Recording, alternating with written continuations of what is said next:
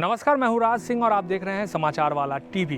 पूरे देश में कोरोना के दूसरे लहर की चर्चा है। कई राज्यों में कोरोना के दूसरे लहर ने एक तरह से आतंक मचा रखा है। झारखंड भी अब इससे अछूता नहीं है। झारखंड में मंगलवार को एक दिन में 1086 मरीज मिले।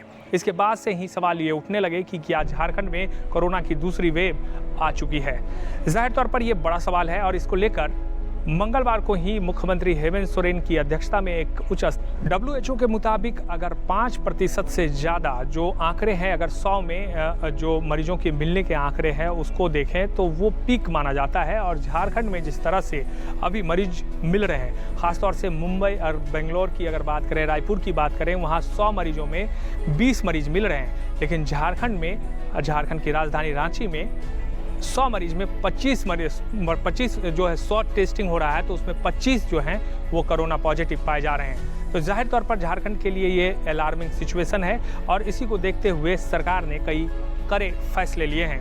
ये चर्चा हो रही थी कि क्या सरकार संपूर्ण लॉकडाउन लगाएगी, लेकिन ऐसा कुछ नहीं हुआ है। सरकार ने कुछ कड़े फैसले जरूर लिए हैं, जिसमें पिछले दिनों ही स्कूल कॉलेज खोलने के फैसले को सरकार ने एक बार फिर से वापस ले लिया है। यानी जो स्कूल कॉलेज खुले थे, जिसमें 8वीं से लेकर 12वीं तक और कॉलेज की जो पढ़ाई ऑनलाइन हो रही थी वो ऑफलाइन होने लगी थी, उस पर एक बार फिर से अंकुश लग गया। यानी कॉलेज स्कूल बंद हो गए हैं। अब स्कूल कॉलेज में छात्र जाकर पढ़ाई नहीं कर सकते हैं। इसके अलावा सरकार ने जो दूसरा सबसे बड़ा फैसला लिया है वो ये है कि जो तमाम प्रतिष्ठान हैं वो रात के 8 बजे के बाद बंद हो जाएंगे, यानी उनको बंद रखना पड़ेगा। यानी जो बाजार हैं वो 8 बजे के बाद बंद हो जाएंगे।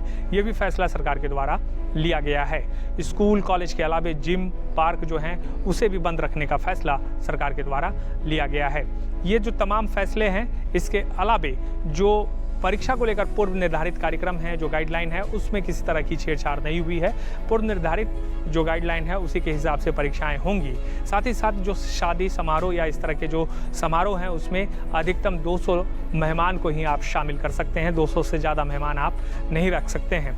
जो होटल रेस्टोरेंट हैं उसमें आधी कैपेसिटी से ही आप ग्राहक को एक बार में बिठा सकते हैं। यानी अगर कहीं रेस्टोरेंट में 100 लोगों को बिठाने की जगह है तो वहाँ सिर्फ 50 लोग ही बैठकर एक समय में खाना खा सकते हैं, या वो वहाँ पर वो जो सुविधा है उसका एक तरह से उपयोग कर सकते हैं। इसके अलावा जो सबसे अहम ये है कि रविवार के बारे में जानकारी मिल रही है कि रविवार को प्रतिष्ठान बंद रखने का भी सरकार के द्वारा फैसला लिया गया है। यानी रविवार को तमाम बाज़ार, जो प्रतिष्ठान हैं वो बंद रहेंगे। ये लॉकडाउन नहीं है, लेकिन जो प्रतिष्ठान हैं, जो बाज़ार है वो बंद रहेंगे। इससे लोगों की आवाजाही कम होगी और लोग की आवाजाही कम होगी तो एक तरह से कोरोना पर अंकुश लगेगा। जो पूजा स्थल हैं, चाहे वो मॉस्क की बात कर ले, मंदिर की बात कर ले और चर्च की बात कर ले, गुरुद्वारा की बात कर ले, तो वहाँ जो कैपेसिटी है वो आधी हो गई है। यानी आधे कैपेसिटी में ही एक बार में लोग जाकर पूजा कर सकते हैं या इबादत कर सकते हैं। इस तरह के फैसले भी सरकार के द्वारा लिए गए हैं। हम में और आप में से बहुत सारे लोग ये सवाल पूछते हैं कि क्या जिन राज्यों में चुनाव हो रहे हैं वहाँ कोरोना नहीं है। बिल्कुल है।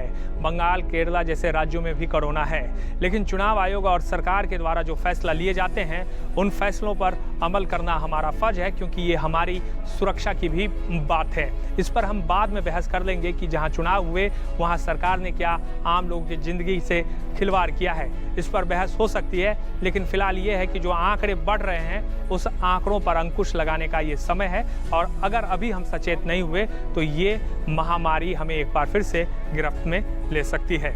नमस्कार।